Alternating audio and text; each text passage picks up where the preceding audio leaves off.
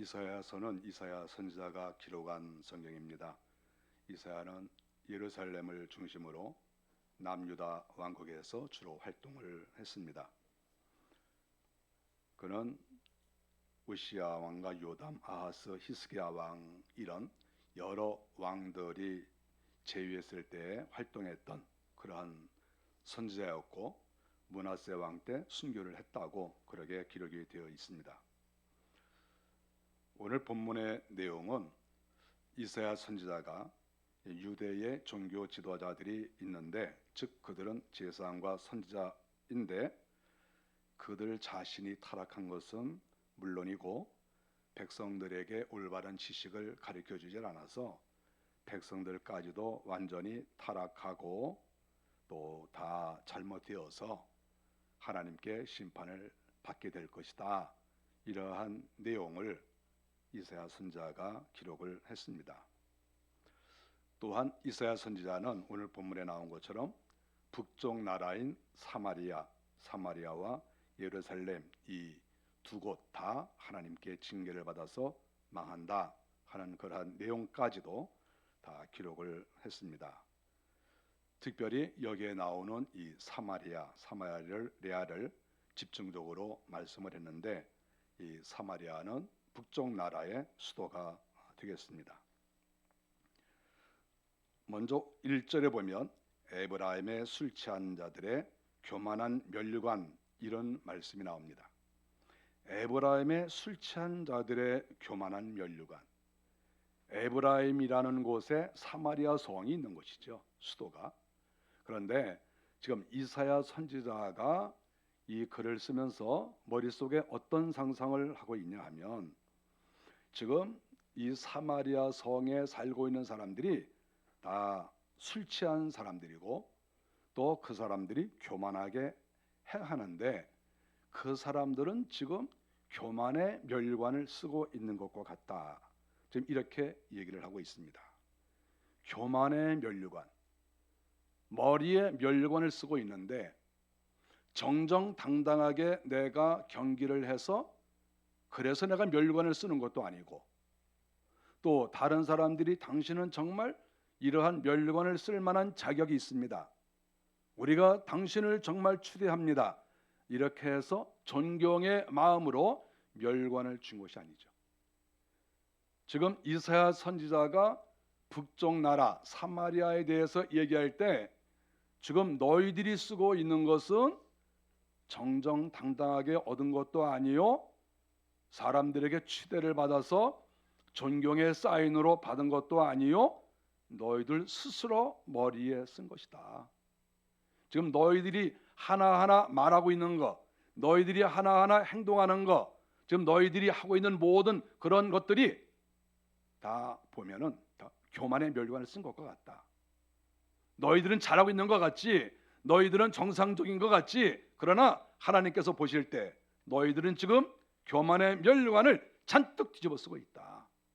지금 이렇게 이사야 선지자가 말씀하고 있는 것을 봅니다. 교만의 멸류관, 즉 사마리아 성을 가리키는 말이고 사마리아 성에 살고 있는 사람들 전체를 가리키는 그런 말이라고도 볼 수 있습니다. 이사야 선지자가 왜 이런 말을 했을까? 그리고 한번 생각을 해봤습니다. 이 사마리아라고 하는 이 도시는 산꼭대기에 있는 도시인데, 예를 들어서 예루살렘의 표고는 한 740 정도 됩니다. 상당히 높죠. 그런데 사마리아는 예상외로 440m밖에 되질 않아요. 키가 작아요. 우리가 그 북이스라엘 쪽에 보면 여러 산들이 많이 있습니다. 높은 산들이 많이 있죠. 그런 산들과 비교해 봤을 때 별로 높지 않은 곳이다 하는 것을 알 수가 있습니다. 에발산 같은 데가 940m, 또 우리가 아는 그리심산, 그 산도 880m나 돼요. 그래서 산들이 상당히 높은데 여기에 있는 요 사마리아는 불과 440밖에 되지 않는데 교만의 멸류관을 쓰고 있다는 거예요. 이사야 선지자가 왜 이렇게 높은 산에 있는 것도 아니고 그랬을까? 이렇게 생각을 해보는데, 제가 지형적인 것을 한번 생각을 해봤습니다. 그래서 이사야가 그런 뜻으로 말한 게 아닌가 이런 생각을 해봐요. 이건 제 생각이에요. 제가 사마리아 성은 평지가 이렇게 있는데, 평지가 이렇게 있으면 그 평지에서 갑자기 100m 정도가 솟구쳐 올라와 있어요. 쭉 올라와 있습니다. 솟구쳐 올라와 있는데 그 위에 이렇게 도시가 형성이 되어 있어요. 조금 멀리서 보면은 사람 머리 같아요. 일단 멀리서 보니까. 왜냐면 갑자기 이렇게 100m나 절벽처럼 딱 이렇게 올라와 있으니까. 그래서 이렇게 올라와 있는데 그 위에 거기서 도시가 형성이 딱 돼 있고, 거기에 성을 쌓고 거기에 집을 짓고 거기에서 화려하게 자기 자신을 자랑하고 허랑방탕하면서 사니까 그 위에서 벌어지고 있는 것들이 딱 꽃처럼 보이고 화려하게 보이는 것이죠. 이거 우뚝 솟아 올라왔으니까. 그래서 이사야 선지자가 이 교만의 멸관을 쓰고 있는 것 같다, 이렇게 말한 것은 아닌가. 제가 이렇게 설교 준비를 하면서 추측을 한번 해봤어요. 좀 비슷하지 않나요? 그렇지 않으면 꼭 교만의 멸관을 썼다, 이렇게 뭐 말할 그런 필요성이 있나요? 어쨌든 교만의 멸관을 쓰고 있다, 이렇게 지금 이야기를 하고 있습니다. 기름진 꼭대기에 세운 성이여, 이렇게 말하고 있습니다. 기름진 꼭대기에 세웠다. 즉 100m를 쫙 올라가서 그 위에 세웠으니까 기름진 꼭대기에 세운 성이다, 이렇게 말씀하고 있습니다. 그런데 문제는 1절과 2절에 보면 이 면류관이 쇠잔에 가는 꽃 같으니 화했을진저, 쇠잔에 간다. 너희들이 거기에서 화려한 꽃을 피우고 문명을 꽃 피우고 수많은 건물을 짓고 성을 쌓고 너희들이 거기에서 아주 대단하게 활개를 치고 자랑하고 나팔을 불고 온갖 폼을 다 잡고 있는데, 너희들의 그 꽃은 얼마 지나지 않아서 다 쇠잔에 가고 시들어 버리고, 시간이 지나면 꽃들이 뚝뚝 떨어지는 것처럼 너희들 다 뚝뚝 떨어진다, 이렇게 이사야 선지자가 말씀을 하고 있습니다. 왜 이렇게 망한다고 했겠습니까? 그 이유는 3절에 보면 술 취한 자의 면류관이라고 말했습니다. 술에 취했다. 하나님께서 은혜를 주셔서 화려하게 꽃을 피우면 그것은 오래가요. 왜냐하면 하나님께서 생수를 주시니까, 하나님께서 은혜를 주시니까 그 꽃은 시들 수가 없어요. 그런데 술이 취하지 않았습니까? 술이 들어간 거죠. 술이 들어가니까 이 꽃이 화려하게 필 수가 없어요. 술이 들어가면 처음에는 아름답고 처음에는 멋져 보이는데 시간이 지나면서 그것이 시들 수밖에 없고 망가질 수밖에 없는 것이죠. 하나님께서 축복하시지 않으니까, 하나님께서 공급해 주시지 않으시니까.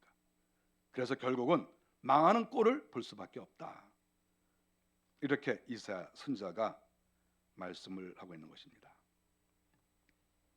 꽃이라고 하는 것은 생수를 공급받아야 오래가는 것이죠. 생수를 공급받아요. 하나님이 축복을 해주셔야. 그래서 저는 이렇게 이 사마리아 성이 이렇게 높은 꼭대기에 올라가서 꽃으로 화려하게 쫙 이렇게 피어져 있는데, 가만히 이것을 상상하고 이것을 생각해 보면 비록 겉모양은 꽃들이 쫙 이렇게 있는 것 같지만 실상은 거기에 악한 영들이 가득하지 않았겠어요? 하나님을 섬기지 않으니까, 술 취하고 방탕하니까 거기에 뭐가 역사하겠어요? 하나님이 역사하시면 거기에는 광채가 있을 것이고 하나님의 영광이 있을 것이고 하나님의 은혜가 있지 않겠어요? 정말 그 면류관이 면류관 같지 않겠습니까?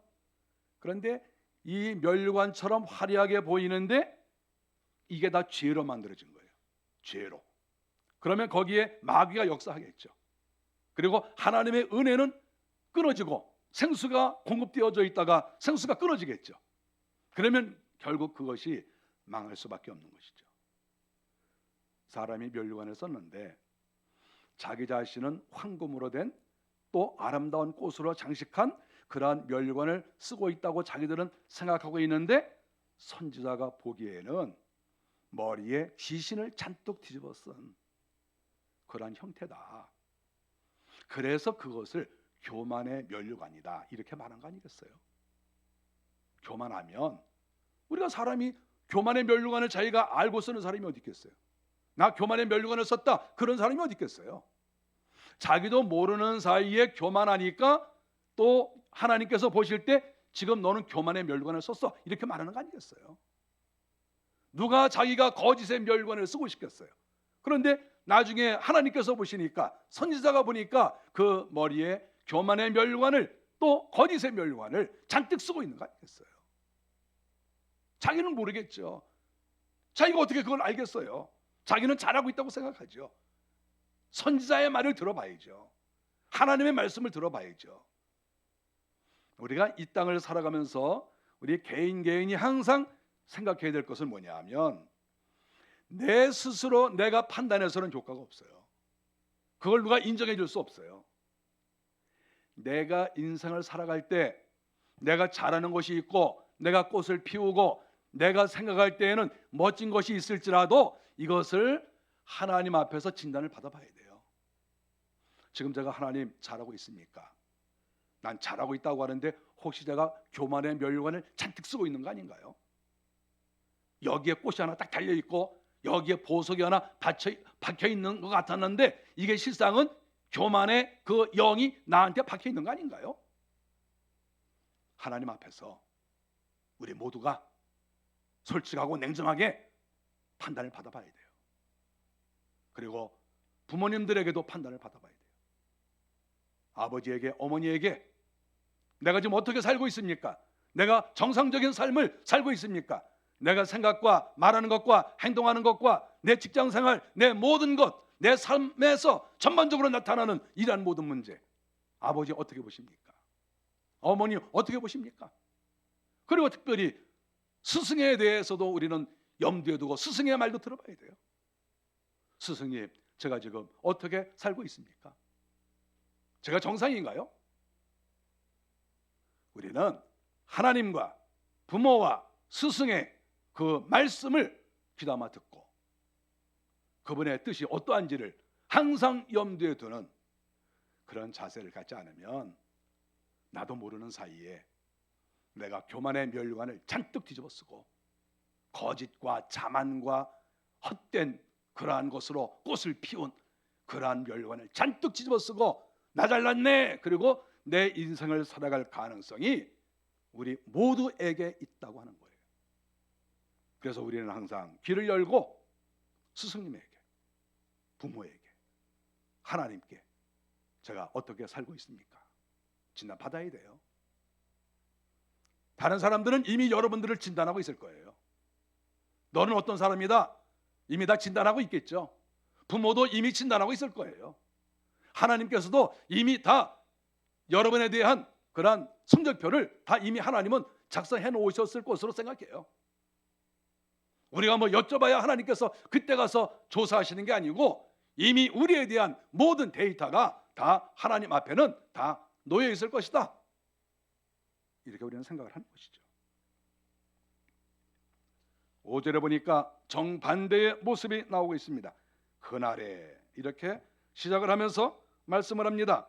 그날에 만군의 여호와께서 자기 백성의 남은 자에게 영화로운 면류관이 되시며 아름다운 화관이 되실 것이라. 진짜 화관이 되신다는 거예요. 사마리아 너희들 뭐 면류관 쓰고 있어? 야, 너희들 면류관은 교만의 면류관이야. 너희들 면류관 다 시들어버리는 면류관이야. 너희들 자랑해? 뭘 자랑해? 너희들 자랑할 게 뭐가 있어? 이렇게 말씀하시는데, 그날이 되면, 그날에 만군의 여호와께서 남은 자에게, 남은 자가 누구겠습니까? 이 남은 자는 뭐 남유다 사람들 중에서 남은 자를 가리키겠지만 사실 그날에 이렇게 말을 했다고 하는 것은 재림을 가리킬 수도 있어요. 영적 의미가 여기에 있는 것이죠. 결국 하나님께서 남쪽 유다가 망할 때에도 하나님께서 이렇게 택한 자들을 사랑하시고 그들에게 면류관을 씌워주실 것이지만, 우리가 재림의 예수 그리스도를 만날 때, 우리가 죽어서 하늘나라 올라갔을 때, 그때 주님께서 그 남은 자에게 영화로운 면류관이 되신다. 교만한 사람들은 자기가 만든 면류관을 잔뜩 뒤집어 쓰고 자랑하고 교만한 행동을 하고 있지만, 남은 사람들은 하나님께서 오셔서 친히 멸관을 씌워주시고 우리를 칭찬해 주시고 하실 것이 아니겠습니까? 제가 이것을 받을 자격이 없습니다, 이렇게 말씀을 드려도 하나님께서는 아니다, 너는 진정으로 이 멸관을 쓸 자격이 있다. 이긴 자이기 때문에 내가 이긴 자의 멸관을 씌워주고, 너는 겸손하고 경건하게 살았으므로 내가 너에게 아름다운 관을 씌워줄 것이다. 이렇게 주님께서 말씀하실 것을 우리는 믿습니다. 하나님께서 씌워주시는 관은 영원합니다. 자기가 쓰는 관은 조금 지나면 그것이 쇠퇴해지죠. 우리가 인생을 오래 살아보면 압니다. 교만한 사람의 그 끝이 얼마 되지 않는 것을 다 알아요. 교만한 사람들은 반짝하는 것 같지만 세월이 조금 지나다 보면 5년 10년 지나면 다 사그라져요. 사람의 자랑, 사람이 스스로 쓴 면류관은 금방 시들 수밖에 없어요. 마귀가 씌워준 거는 그건 오래 가지 못해요. 그러나 하나님께서 씌워주신 것, 그것은 오래 가는 것이죠. 영생하고, 하나님이 씌워주신 것은 세상이 벗길 수도 없어요. 마귀도 그것을 벗길 수가 없어요.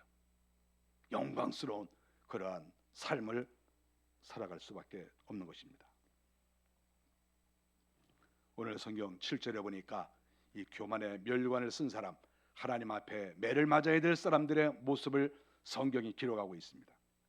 7절에 보니까 포도주로 말미암아 옆걸음치며 이렇게 말씀을 했습니다. 포도주로 말미암아 옆걸음치며 독주로 말미암아 비틀거리며, 하나님께서는 항상 정신을 차리고 깨어있는 그러한 마음으로 늘 기도하고 이 땅에서 바르게 사는 것을 하나님께서는 날마다 기대하시는 것이죠. 그러나 마귀가 그 머리를 붙잡으면 멸관을 쓴 것처럼 마귀가 그 머리를 사로잡고 마귀가 멸관이 되면 사람이 이상해지는 것이죠. 그래서 독주로 말미암아 비틀거리고 술 취해서 돌아다니는 것이죠. 우리가 이 멸관 얘기를 했을 때 가만히 생각해 보면 하나님의 사람은 하나님을 자기의 멸관으로 생각해요. 하나님을, 진정한 믿음의 사람은 하나님을 멸관으로 생각한다. 자기 자신 머리 위에 자기를 드러내는 것이 아니라 하나님을 드러내는 것이죠. 그런데 하나님이 없는 사람은 자기가 멸관이 되려고 해요. 이것이 큰 차이라고 생각합니다. 진실로 하나님을 믿는 사람들 보세요. 항상 하나님께 영광을 돌려요. 잘한 것이 있어도 늘 주님께 감사하고, 잘한 것이 있어도 하나님께서 이렇게 힘을 주셨다고 항상 하나님께 영광을 올려드리는 것이죠. 다른 사람의 칭찬에도 예, 제가 하기는 했지만 하나님께서 하신 거예요. 하나님께서 은혜를 주셔서 이렇게 했습니다. 항상 자기의 머리에 하나님으로 멸관을 삼는 것이죠. 그래서 그것이 오래가는 거예요. 그런데 하나님이 없는 사람, 마귀가 역사하는 사람은 늘 자기가 멸관이 되고 싶어 해요. 자기가 어디 가든지 자기가 높아지고, 어디 가든지 자기가 화려하게 등장하고 싶고, 어디에 가든지 자기가 아름다운 꽃과 같이 나팔꽃이 되고 싶고, 그렇게 되는 거예요. 이것이 차이점이에요. 악한 사람들은 자기가 멸관이 되려고 하고, 하나님의 사람들은 하나님으로 멸관을 삼는다. 우리는 이 성경을 볼 때 그런 생각이 나지 않을 수가 없습니다. 북쪽 나라나 남쪽 나라나 똑같은 것이 제사장들이 술을 마시고 비틀거린다 하는 것이죠. 종교 지도자들이 무서운 이야기입니다. 집안에서 아버지, 어머니가 날마다 정신 못 차리고 비틀거리면 그 집안이 어떻게 되겠습니까? 종교 지도자들이 매일 술이나 마시고 돌아다니면 그 종교가 어떻게 되겠습니까? 나라의 지도자들이 술 먹고 맨날 돌아다니면 그 나라가 어떻게 되겠습니까? 지도자들이 항상 문제가 되는 것이죠.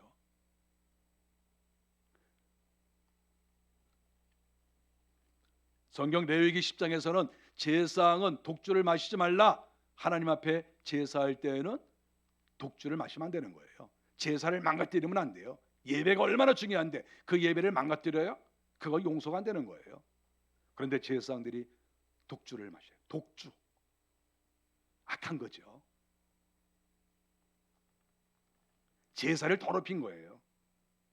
하나님의 사람들은 예배 때에는 하나님께 예배하는 것이지만 이 세상 살이는 예배하는 마음으로 사는 거예요. 그래서 하나님의 사람들은 술 취할 수가 없어요. 술 취하고 무슨 얘기를 합니까? 술 먹고 집안에서 말 안 되는 건 말도 안 되고, 술 취한 자가 교회에서 이렇게 저렇게 얘기하는 건 그거는 말도 안 되는 거예요.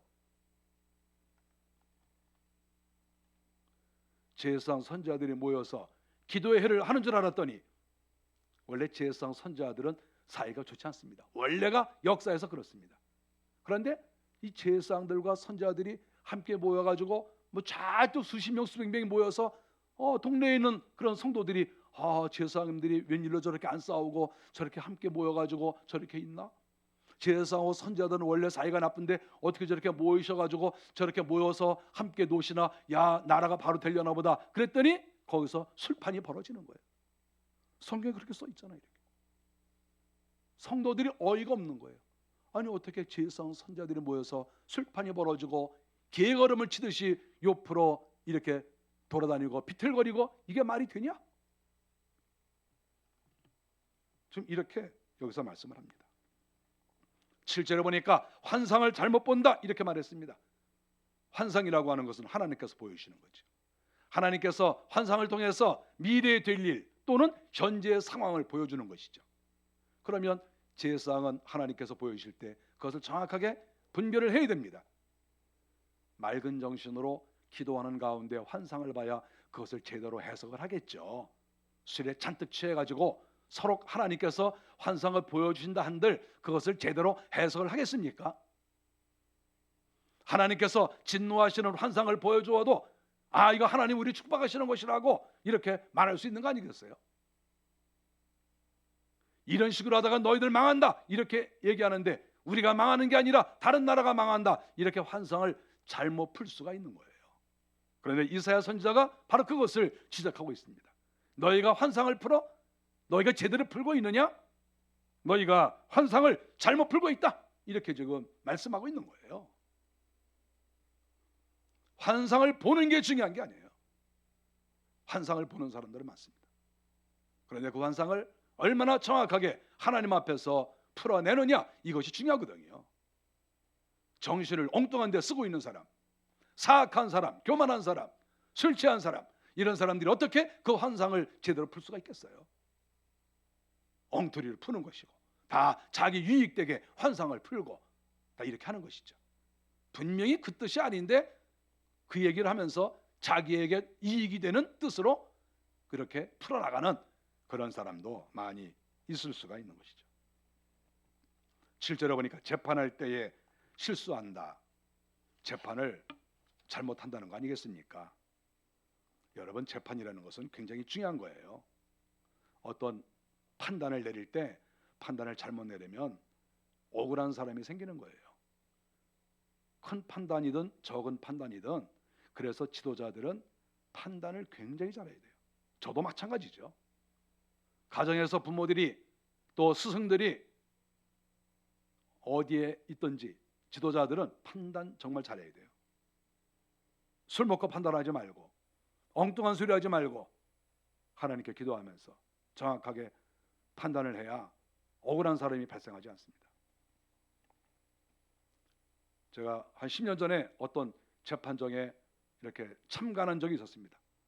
누가 재판을 받길래 제가 한번 가본 적이 있었어요. 그런데 바로 제가 이렇게 참관했던 그 바로 전에 어떤 사람이 재판을 받았는데 어떤 나이가 드신 분인데 억울하다고 생각을 했나 봐요. 그래서 우리와 관계된 사람이 이렇게 재판을 받고 있는데 밖에서 소리가 막 나요. 그래서 이렇게 나가봤더니 자해를 하는 거예요. 자살하려고. 신문에도 났어요. 억울하니까 내가 이런 판단을 받느니 내가 차라리 죽어버리겠다. 그리고 죽을 수도 있는 거예요. 그래서 어떤 것을 판단하든 정신 차려야 돼. 지도자들은 잘못하다가 여러 사람 죽여요. 자기 자신도 죽일 뿐만 아니라 다른 사람 죽이고, 판단 잘못했다가 교회 죽이고 나라 죽이고 그러는 거예요. 항상 긴장하고 항상 정신 차리고, 어떻게 내가 판단하고 나아가야 문제가 없을까? 늘 긴장하고 그것을 생각할 수밖에 없는 것이죠. 그런데 제사장들이 판단을 잘못했다는 거예요. 죽는 사람 나타나는 거예요. 벌을 받아야 될 사람이 벌을 받지 않고, 칭찬을 들어야 될 사람이 벌을 받는 이러한 문제가 발생이 되는 것이죠. 이거 말이 됩니까? 나라가 망하는 거죠. 교회에서 만일에 그런 일이 있으면 교회가 망하는 것이고, 가정에서 그런 일이 있으면 그 가정이 망하는 거 아니겠어요? 기업도 마찬가지예요. 지도자는 정신 똑바로 차리고 판단하지 않으면 자기로 인해서 다 모든 것이 망가진다 하는 것을 늘 우리 모든 사람들은 생각을 해야 되는 것이죠. 9절에 보니까 이사야 선지자가 소리치면서 가르쳤습니다. 너희들 정신 차려라, 이렇게 얘기를 했습니다. 9절에 그들이 이르기를 그가 누구에게 지식을 가르치며 누구에게 도를 전하여 깨닫게 하려는가, 젖떨어져 품을 떠난 자들에게 하려는가. 지금 이사야 선지자가 야단을 쳤더니 지금 그 사람들이 이런 반응을 보였다는 거예요. 그러니까 반응 보인 이야기를 하고 있어요. 망하는 사람들의 반응. 이사야 선지자의 말을 이렇게 들었습니다.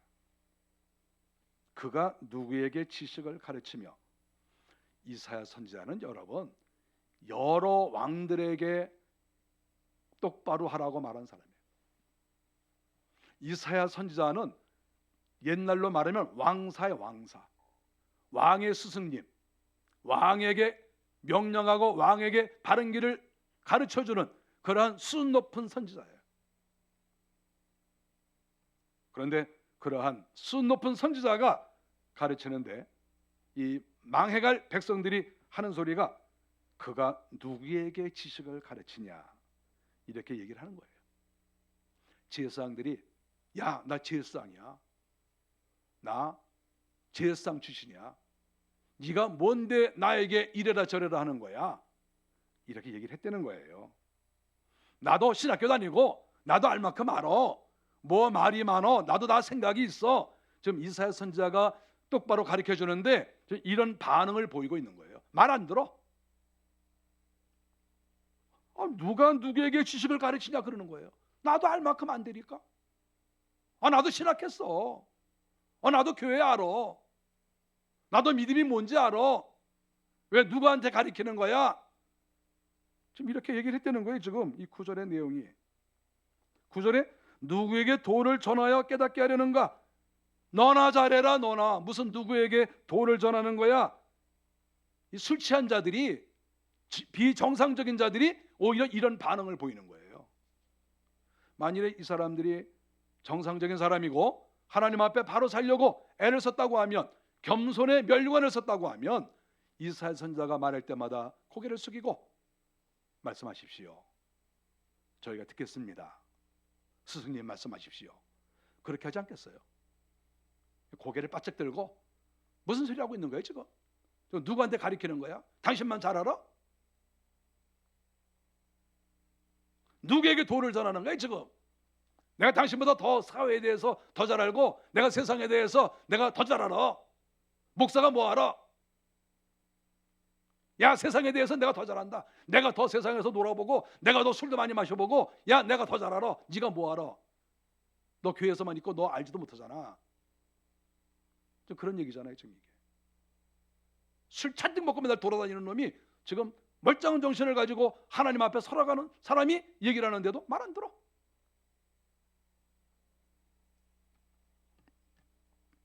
젖떨어져 품을 떠난 자들에게 하려는가?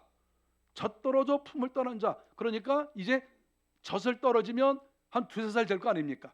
그러니까 야, 지금 네가 나한테 가르쳐 주는데, 아니 지금 내가 나이가 몇 살인데, 지금 내가 나이가 30, 40, 50인데 아니 지금 누구한테 뭘 가르치는 거야? 당신 가르쳐 주는 거는 지금 2살, 3살짜리 그 지금 엄마 젖 떨어진 애한테 가르쳐 주는 그런 거 아니야? 지금 내가 나이가 몇 살인데. 입 다물어. 그거 아니겠어요? 지금 이게 부모가 가르치고 목사가 가르쳐도 필요 없어. 그런 거밖에 안 된다니까 지금 이게 내용이. 이게 말이 됩니까? 스승님한테 젖떨어져 품을 떠난 자들에게 하려는가? 그 상상을 초월하는 얘기예요 지금 이게. 여러분 이게 말이 됩니까? 만일에 부모가 가르쳤어. 근데 엄마 지금 내가 2살 3살인 줄 알아요? 지금 그거잖아요 지금. 아 목사가 가르치는데 아니 내가 2살 3살인 줄 알아요? 지금 그거하고 똑같다니까 지금 이게.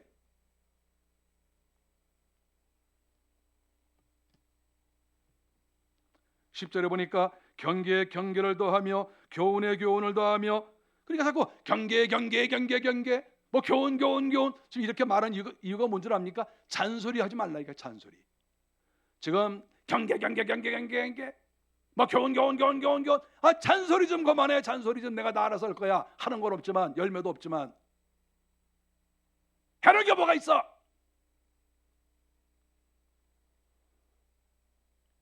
뭐 인생을 제대로 살지도 않고 뭐 열매도 별로 없고 그러면서도 듣기 싫어하는 거야. 이게 이사야 선지자 시대의 사람들의 모습이에요. 잔소리 좀 그만하라는 거야. 잔소리. 내가 다 알아서니까. 다 알아서 뭘 했는데 무슨 열매가 있어. 알아서 해가지고 뭘 그렇게 가정을 잘 섬기고 뭐 그렇게 자기 인생에 대해서 책임을 지고 뭘 그렇게 잘했는데. 잘한 거 있으면 갖고 와봐. 교회 일도 잘한 거 있으면 갖고 와봐. 뭘 자기가 알아서 잘했어. 하나님 앞에 뭘 충성했어. 갖고 와봐. 해놓은 거 있으면.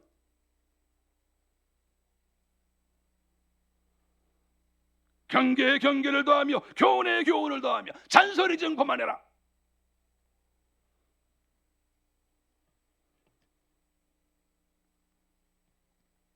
(10절에) 보니까 여기서도 조금 저기서도 조금 하는구나. 이게 무슨 말입니까? 짜집기 한다는 말이에요. 야 네가 뭐 하나님의 음성을 듣냐? 여기서 조금 들은 얘기하고 저기서 조금 들은 얘기하고 맨날 그런 얘기지. 야 그런 값어치 없는 말은 하지도 말어. 지금 이렇게 망해갈 놈들이 이런 소리 한다 이거예요. 지금 망해가는데, 지금 나라가 망해가고 자기가 망해가고 자기 자신이 망해가는데도 이런 소리를 하고 있는 거예요 지금 이게. 대선지자이시며 왕사이시며 또 부모이며 스승의 역할을 감당하고 있는 멋진 하나님의 사람 이사야가 이야기하고 있는데도 다 이렇게 반발하고 듣지도 않고 자기 마음대로 살아가는 그런 시대가 바로 이사야 시대다 하는 것을 여기서 가르쳐주고 있습니다. 이사야가 결정적으로 얘기를 하고 있습니다. 11절에 보니까 이사야가 얘기를 했습니다. 그러므로 덧없는 입술과 다른 방언으로 그가 이 백성에게 말씀하시리라. 한마디 딱 하셨어요. 이게 결론이에요. 다시 보면은 덧없는 입술과 다른 방언으로 그가 이 백성에게 말씀한다. 이 말의 뜻은 무엇입니까?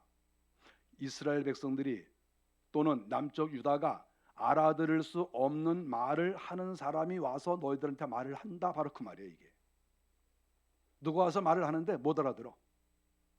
누가 와서 말을 하는데. 그리고 방언이라고 생각해. 저 사람 말하는 게 뭐야? 방언이야? 저 사람 말하는 거 뭐야? 우리가 못 들어본 말이네? 바로 이런 말이거든요. 그러면 이런 말을 듣는 순간이 어떤 순간이겠습니까? 나라가 망할 때, 외적이 쳐들어왔을 때 이런 현상이 나타난다. 이렇게 이사야가 말씀을 하고 있는 거예요. 북쪽이든 남쪽이든 외적이 쳐들어왔습니다. 군대가 칼을 들고 쫓아와서 다 죽이는 거예요. 근데 뭐라고 말을 하는 거예요? 야 이것들아 이리 와. 내 칼을 받아라. 칼을 뽑아내가지고 내 칼을 받아라. 그러는데 그게 무슨 말이에요? 그게 물어보는 거예요. 무슨 말인지 몰라서. 우리가 못 알아듣는 말이네. 그러니까 내 칼을 받아라. 그래서 무슨 말인지 몰라? 치는 거죠 뭐. 그래서 뭐 죽는 거야. 그건 방언도 아니고 못 알아들어서 그런 게 아니라 적군이 와서 나와 언어를 다르게 쓰고 있는 다른 민족이 쳐들어와서 죽이니까 그 말을 알아듣지도 못하고 무슨 말인가 그러다가 다 죽어갔다 그거예요. 이사야가 그렇게 예언을 했어요. 너희들 그러다가 곡골로 살다가 다 죽는다. 너희들.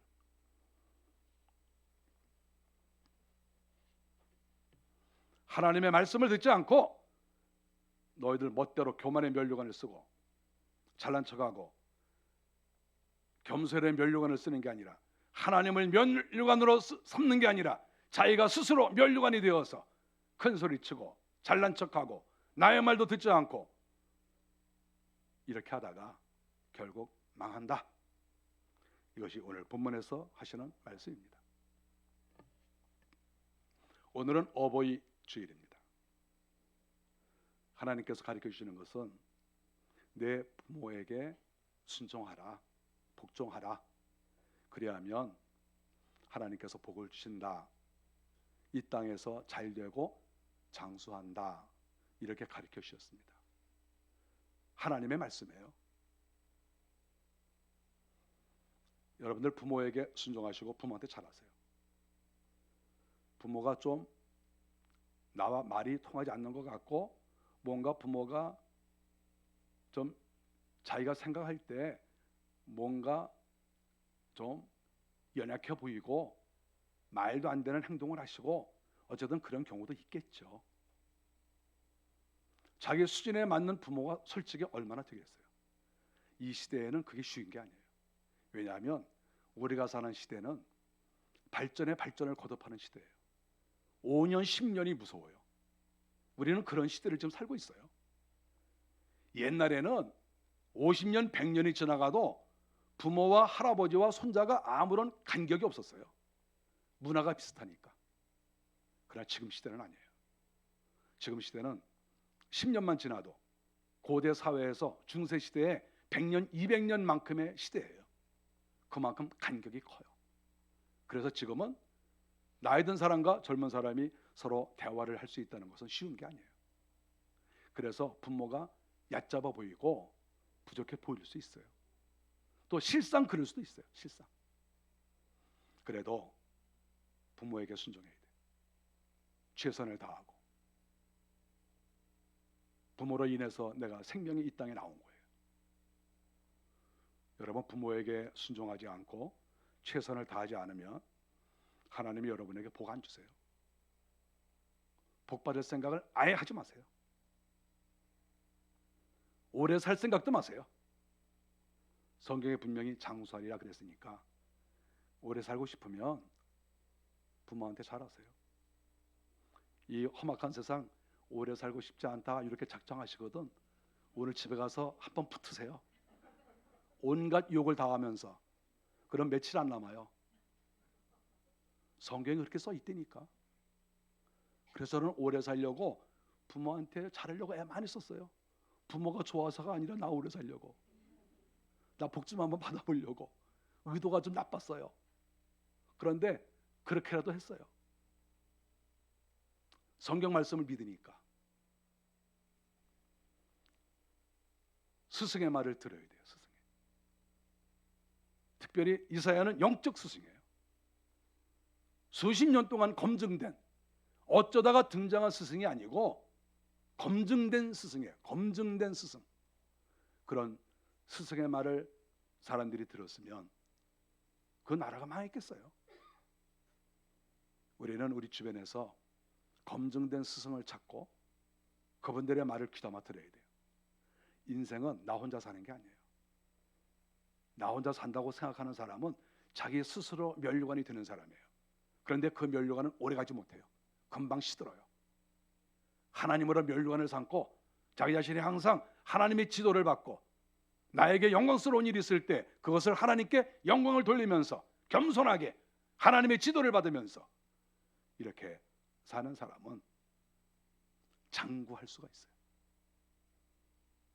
우리에게 출석하시는 여러분들 정신 차리시고 하나님 앞에 겸손하게 사십시오. 교만의 면류관을 다 벗어 던지십시오. 그리고 우리의 머리에 하나님으로 면류관을 삼으십시오. 그러면 우리의 인생이 복이 되고 하나님께서 우리에게 영생도 허락하여 주시고 다른 사람이 가질 수 없는 그러한 복들을 분명히 받을 것입니다. 그러한 은혜가 꼭 있기를 바랍니다. 기도하겠습니다.